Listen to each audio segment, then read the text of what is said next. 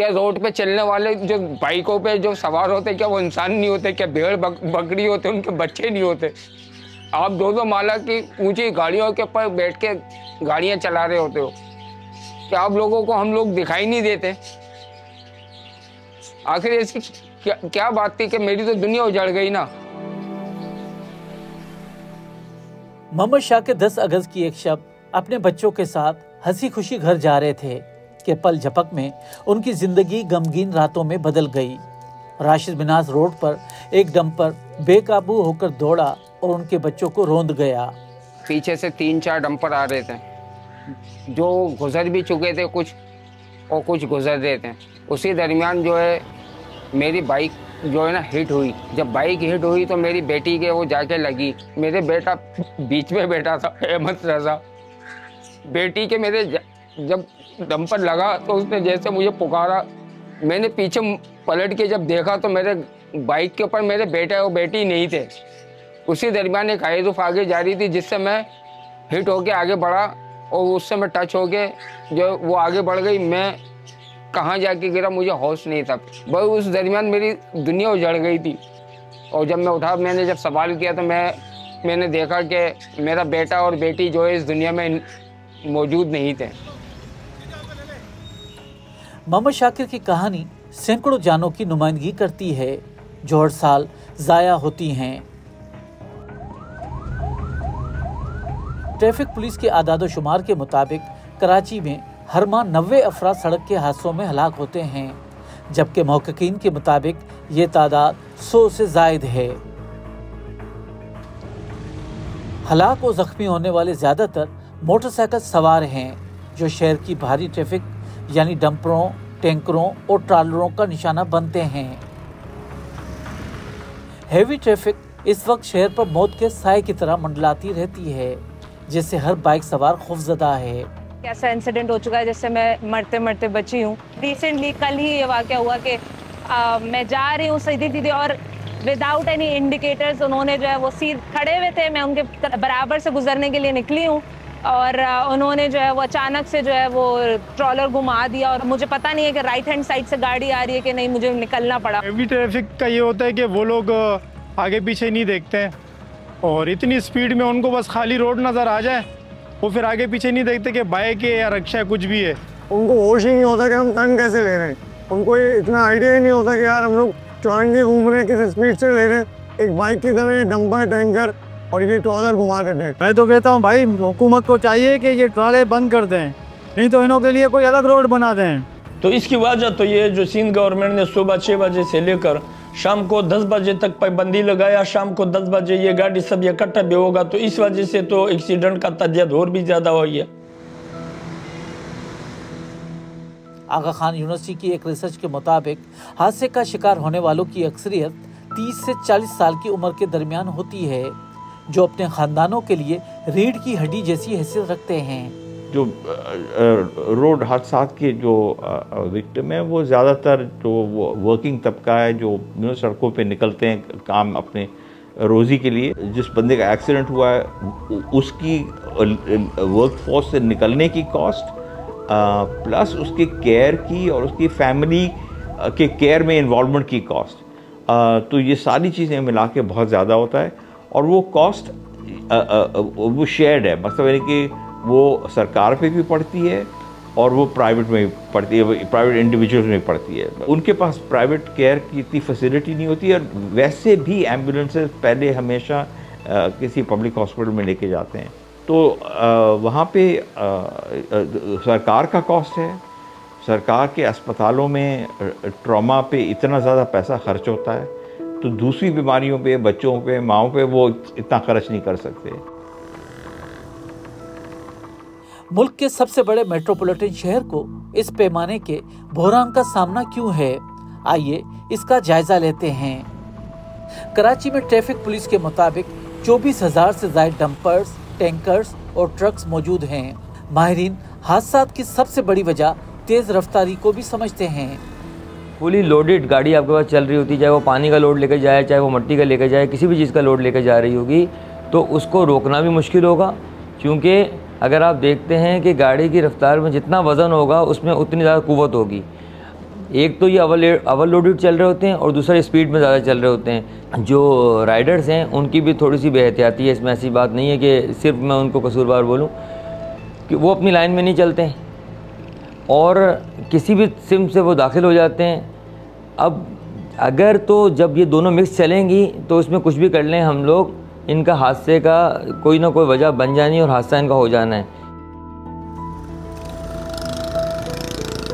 2 करोड़ से ज्यादा आबादी के इस शहर में सड़कों का जाल बिछा है और बारिशों और वक्त पर देखभाल ना होने की वजह से कई मकामात पर गड्ढे पड़ जाते हैं। हादसा की एक वजह टूटी हुई सड़कों को भी करार दिया जाता है। काफ़ी सारे एक्सीडेंट हमने खुद देखे कि जिसमें मोटर बाइकर की भी गलती नहीं थी, रोड के ख़राब होने की वजह से उसकी मोटर बाइक का कंट्रोल ख़त्म हुआ और वो लुकमाए अजल बन गया। लोग मोटरसाइकिल पे समझते हैं कि शायद बैक ग्लासेस या साइड ग्लासेस लगाने की ज़रूरत ही नहीं है, तो जब हमारा राइडर ऐसे करके निकल जाता है उससे बचने के लिए गड्ढे से या किसी भी टूटे हुए रोड से, तो उसको नहीं मालूम पीछे से क्या चीज़ आ रही है।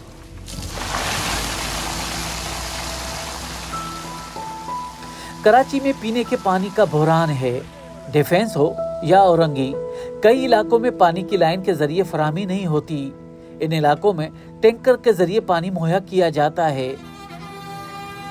दीगर गाड़ियों की शहर में आमदोरफ्त का वक्त मुकर्रर है, लेकिन ये टैंकर बगैर वक्फे चलते रहते हैं। अगर हम लोग कुछ दिहाइयों पीछे चले जाएं तो ये जो आजकल हादसा टैंकर, वाटर टैंकर से या डंपर से हो रहे हैं, ये मज़दा से हो रहे होते थे, क्योंकि उस वक्त मज़दा एक दूसरे से रेस लगा के चल रहे होते थे।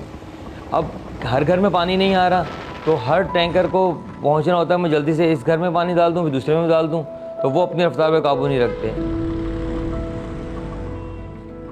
कराची में शहरियों की आमदोरफ्त के लिए ग्रीन लाइन और रेड लाइन बसों का आगाज किया गया, लेकिन ये महदूद पैमाने पर है। लोगों की अक्सरियत अपनी गाड़ियों बिलखुसूस मोटरसाइकिलों पर सवारी करती है, जिनकी तादाद ट्रैफिक पुलिस के मुताबिक 50 लाख से जायद है। हादसा की एक वजह पब्लिक ट्रांसपोर्ट की अदम मौजूदगी को भी समझा जाता है। जो पहले ट्रैफिक थी मगर वो चल रही थी, मगर मोटरसाइकिल्स की बहुत ज़्यादा आम वो फ़रोख्त होने की वजह से इनके मोटरसाइकिल के राइडर्स जो हैं वो फिर वो उसके शिकार होने लगे, हेड इंजरी के, एक्सीडेंट्स के। मगर एक बहुत ही अहम वजह ये है कि पब्लिक ट्रांसपोर्ट बेहतर होने की, कि जो रिस्क लोग ले रहे हैं कम्यूटिंग में, रोड यूज़ में, वो कदरे कम हो जाता है। ये कि जितनी ज़्यादा मोटरसाइकिल्स आएंगी उतना ज़्यादा लोड तो हमारे पास ऑफ कोर्स आएगा, यानी कि नंबर ऑफ व्हीकल जितनी, यानी जितने पहलवान आपके रास्ते मुकाबले में आएंगे उतने ज़ख्मी तो उसमें होने के चांसेस बढ़ जाएंगे ना। कराची की सड़कों पर मोटरसाइकिल सवार नौजवानों की मनमस्तियां भी देखी जा सकती हैं। अक्सर के पास साइड मिरर भी दस्तयाब नहीं होते। माहिरीन कहते हैं कि डंपर्स और टैंकर्स जैसी बड़ी गाड़ियों की ड्राइविंग सीटें ऊंची हैं। दूसरा, कई ब्लाइंड स्पॉट्स हैं, यानी वो जगहें जहां से ड्राइवर को नजर नहीं आता। हुकूमत सिंध ने ट्रैफिक की खिलाफ वर्जियों पर जुर्माना कई गुना बढ़ा दिया है। इसके अलावा 30 साल से कम उम्र अफराद की बड़ी गाड़ियां चलाने पर भी पाबंदी आयद की गई है। बड़ी गाड़ियों पर कैमरे लगाने की भी हिदायत की गई है, लेकिन ट्रांसपोर्टर्स इससे खुश नहीं। कैमरे जो मेरा अपना ज़ाती खुद गाड़ी है उसके साथ मैंने वादा किया, कैमरे मैंने लगाया। एक कैमरे का खर्च है 25,000 30,000 खर्च है, मैंने खुद भी लगाया। तो हमारा गाड़ी तो पक्के रोड में नहीं चलेगा, ये कच्चा रोड जिस तरीके से माई गाड़ी आमदर यूनिवर्सिटी है, सारा कच्चा रास्ता है, कैमरे का सिस्टम नहीं चलेगा। उसके बाद IG ट्रिप के साथ मेरा मायदा होगा ट्रेगर का। ट्रेगर तो अल्हम्दुलिल्लाह अभी सब गाड़ी को मैंने लगाया। बहरहाल दुनिया ने कुछ कैमरे वगैरह भी लगाए हैं कि कैमरों से कंट्रोल कर लिया जाए, लेकिन इस ट्रैफिक के अंदर जब ड्राइवर आपका बैठा हुआ है और उसके हर तरफ से गाड़ियाँ निकल रही हैं, तो फिर भी कुछ ना कुछ ऐसे स्पॉट ज़रूर बनेंगे जिसमें मैं नहीं समझ सकता कि 100% वो ड्राइवर उसे देख सकेगा कि कहाँ से गाड़ी आ रही है। एक तो उनके ब्लैक स्पॉट्स होते हैं, उनको वो नज़र नहीं आती मोटर बाइक। सेकेंडली फिर जब बड़ी गाड़ी जब चल रही होती है तो लर्जिश होती है, और उस लर्जिश की वजह से चीज़ों को वो सक करती है अपनी तरफ, और इनको पता ही नहीं चलता, चलते चलते वो टायरों के नीचे चले जाते हैं। और तीसरी चीज़ जो हमने उनको गाइड किया कि अगर कोई भी बड़ी गाड़ी उनके करीब है तो उनके आगे ना आएँ, क्योंकि जब वो बिल्कुल उनके आगे आ जाते हैं तो वो भी उनको ब्लैक स्पॉट में आ जाते हैं।